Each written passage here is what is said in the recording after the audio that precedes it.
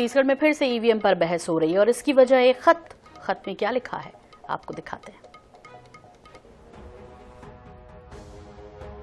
EVM पर फिर हो रही बहस, कांग्रेस को नहीं ईवीएम पर भरोसा। भूपेश बघेल ने लिखा ईसी को खत, निकाय चुनाव से पहले ईवीएम पर बवाल।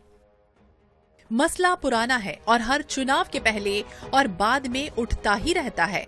बात इलेक्शन और ईवीएम की हो रही है, जिस पर एक बार फिर से छत्तीसगढ़ में सियासी बहस होना शुरू हो गई। निकाय चुनाव का बिगुल बज चुका है और कांग्रेस के निशाने पर निर्वाचन आयोग है। दरअसल चुनाव आयोग ने नगरीय निकाय चुनाव ईवीएम से कराने का फैसला लिया और ईवीएम में पार्षद और निकाय के अध्यक्ष पदों के लिए एक साथ 2 वोट डाले जाएंगे। और इसी मुद्दे को लेकर पूर्व मुख्यमंत्री भूपेश बघेल ने आयोग को चिट्ठी लिखकर इस पूरी प्रक्रिया पर सवाल उठाए हैं। भूपेश बघेल ने लिखा खत, वीवीपैट का प्रयोग नहीं करने को लेकर सवाल पूछा है। ईवीएम के मेंटेनेंस और नई प्रोग्रामिंग के लिए एजेंसी के चयन को लेकर भी सवाल उठाए हैं।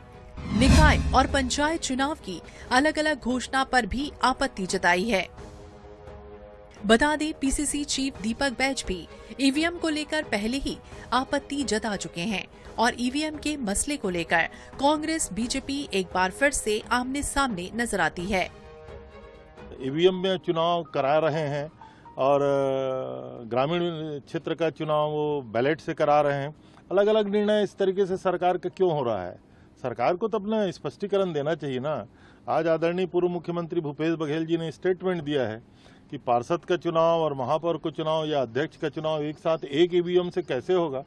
जरा लोगों के सामने सारी बातें स्पष्ट होनी चाहिए। भूपेश बघेल जी और कांग्रेस पार्टी हार के डर से ये भयभीत है, इसलिए अभी से बहाने बना रहे हैं।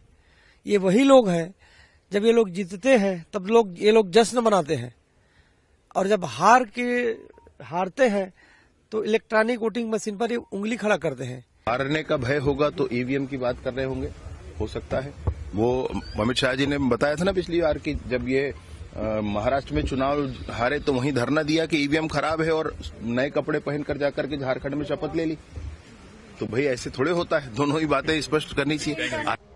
कुल मिलाकर ईवीएम को लेकर फिर से सियासी बयानबाजी का दौर शुरू हो चुका है। ये तय है कि इलेक्शन ईवीएम से ही होगा, लेकिन इन सब के बीच जनता किस पर अपना भरोसा जताती है, यह आने वाला वक्त ही बताएगा। iNews 24/7 के लिए रायपुर से गौरव शर्मा की रिपोर्ट।